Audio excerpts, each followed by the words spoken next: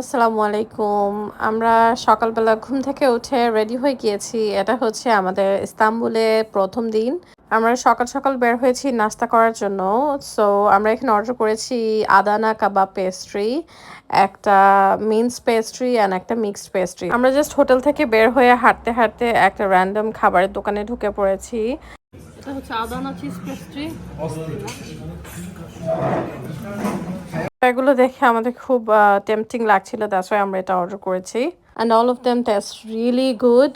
আমাদের কাছে ৩ টা আইটেমই অনেক বেশি ভালো লেগেছে এবং আমরা সবাই মিলে এটা শেয়ার করে খেয়েছি।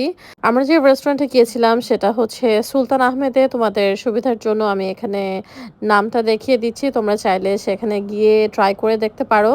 আমরা ইস্তাম্বুলের রাস্তায় হাঁটছি এবং কফি খাচ্ছি। দেখতে পাচ্ছ একটু বৃষ্টি ভেজা, ভেজা রাস্তা।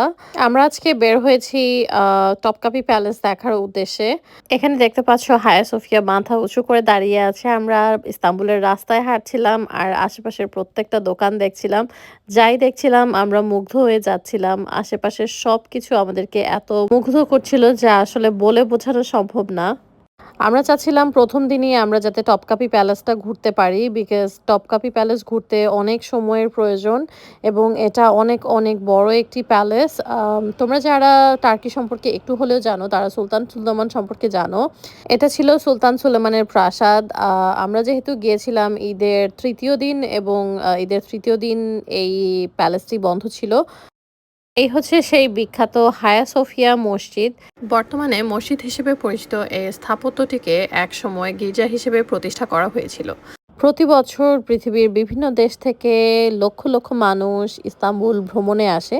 ইস্তাম্বুল তার সৌন্দর্য এবং ইতিহাস দিয়ে সবাইকে মুগ্ধ করে। যেহেতু আমরা আজকে টপকাপি প্যালেস ঘুরতে পারছি না, আমরা টপকাপি প্যালেসটা কালকের জন্য রেখে দিচ্ছি এবং আজকে আমরা চলে এসেছি হাফিজ মোস্তফায়। হাফিজ মোস্তফা হচ্ছে টার্কির one of the most popular and one of the oldest sweet shop.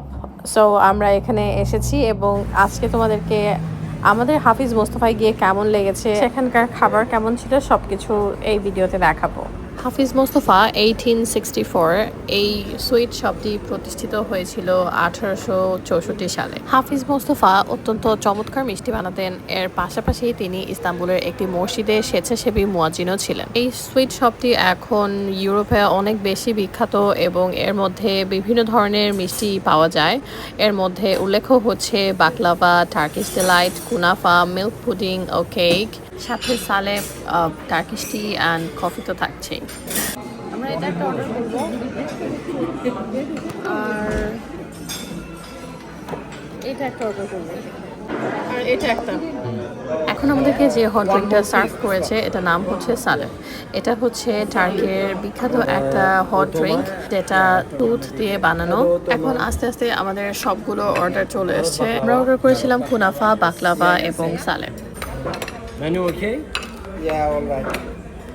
Istanbul ঘুরতে আসলে অবশ্যই হাফিজ মোস্তফায় যেতে ভুলবে না। যারা তোমরা মিষ্টি পছন্দ করো তাদের জন্য তো এটা হেভেনের মতো লাগবে, আর যারা তেমন মিষ্টি পছন্দ করো না তাদের কাছেও খুবই ভালো লাগবে। কিভাবে খাই আমি তোমাকে দেখাচ্ছি। এখানে বাকলাভার সাথে এক্সট্রা একটা ক্রিম সার্ভ করা হয়েছে, যেটা বাকলাভাটাকে 2 পার্ট করে মাঝখানে ক্রিমটা দিয়ে তারপর এটাকে স্প্রেড করে দেন আমরা বাকলাভাটাকে ট্রাই করব। আমার হাজব্যান্ড একজন সুইট লাভার পারসন এবং সে তোমরা দেখতেই পাচ্ছ কতটা এক্সাইটমেন্ট নিয়ে এই বাকলাভাটাকে কাটছে খাওয়ার জন্য। So this is really amazing to C.